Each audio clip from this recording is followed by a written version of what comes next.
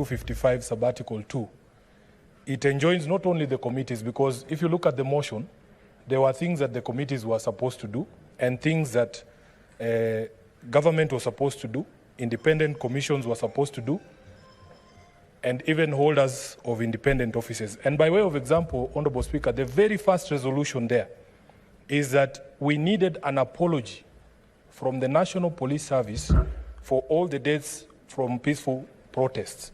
So there is an expectation that the National Police Service also needed to respond to us.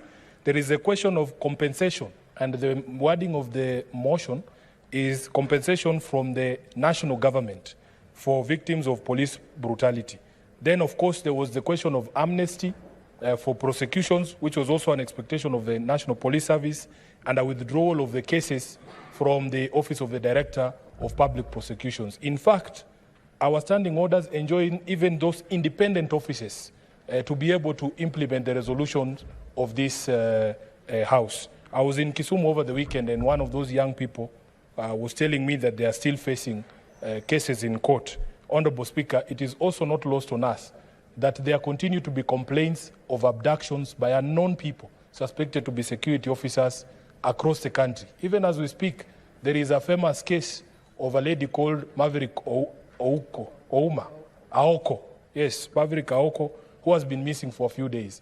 So, Honorable Speaker, I would also want us as a Senate to ask those independent offices, the responsible or relevant cabinet secretary, in line with Standing Order 255-2, so that they also brief this House on how far we have gone in terms of implementations of the resolutions of this House. I have personally taken time to explain to especially my leader of majority, the leader of majority of this House, who's now my friend, Honorable Speaker, that for us in the opposition, Honorable Speaker, if these resolutions are actually implemented, we will have an easier time even having tea with the majority leader.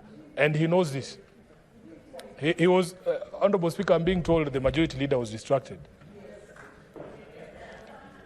I have taken time, Honorable Speaker, because, you know, we are in a period of people trying to understand what makes some of us tick, the members of the opposition, members of government.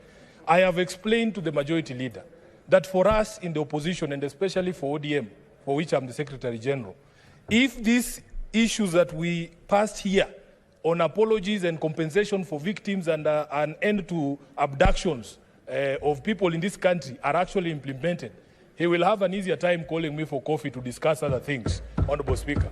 And therefore, I would plead with you, Honorable Speaker, just like you have directed our committees to respond, all these independent offices and government itself must also tell us why it has taken this long, 60 days later, and we don't see any movement in terms of implementation of these resolutions. I thank you, Honorable Speaker. Senator Ombo. Thank you, Mr. Speaker. Mr. Speaker, on the matter of social media clips, Speaker, I just want to let us know, as a media practitioner, that in this day and age, any institution that does not embrace social media as part of their day-to-day transactions, then may not be doing very, very well. I believe that then the Senate must have, or Parliament must have, an alternative media policy that will guide how to interact with social media platforms. The Speaker, on the more substantive issue about your communication, I want to thank you for it. And I will say two things. One, Mr. Speaker,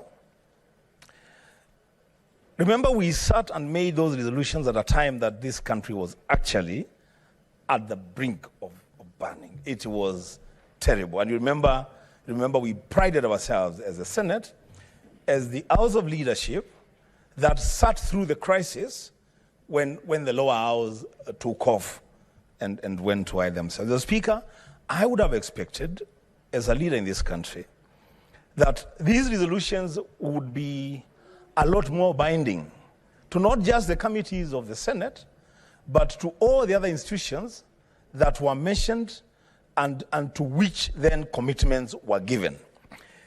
To begin with the police service, Mr. Speaker.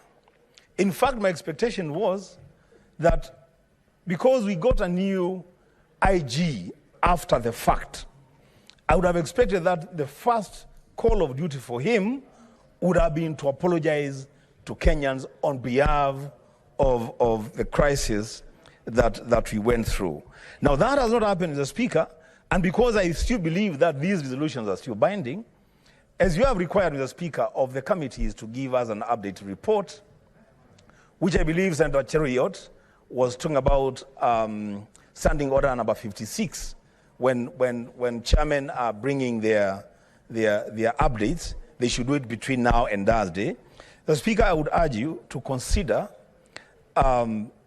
requiring, I don't know through which means, but requiring the other institutions of government, the police service, the Ministry of Health, to just appear before a committee of the whole, so that, Mr. Speaker, they can brief this nation on how far they have gone with the implementation of these resolutions. Mr. Speaker, lastly, we woke up this morning to a very scary media report on how police officers are accessing private communication through mobile phones and using that communication, as Speaker, to track down people for abduction.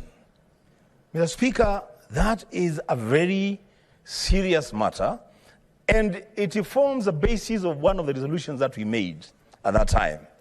Mr. Speaker, we must remind the Inspector General of Police that the right to privacy is a Chapter 4 right under the Constitution.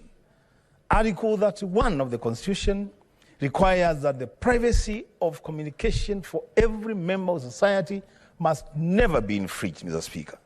Mr. Speaker, if that report is true, because we have not verified it, if that information is true, Mr. Speaker, it is more reason that this House must summon the Inspector General of Police to come and explain to Kenyans why they are tracking down Kenyans and abducting them using mobile phones. Lastly, this is also a call to order for a private institution, Mr. Speaker, one that we respect, one which we have built with our own money and commitment. Safaricom must be put to order. Mr. Speaker, it cannot be that they are going to misuse their monopoly to aid the police to break the law. Mr. Speaker, this House must stand firm and say no to infringement of people's privacy. Mr. Speaker, I thank you. Thank you, Honourable Senators. Let us make progress in this matter. Allow me to take the clarification sought by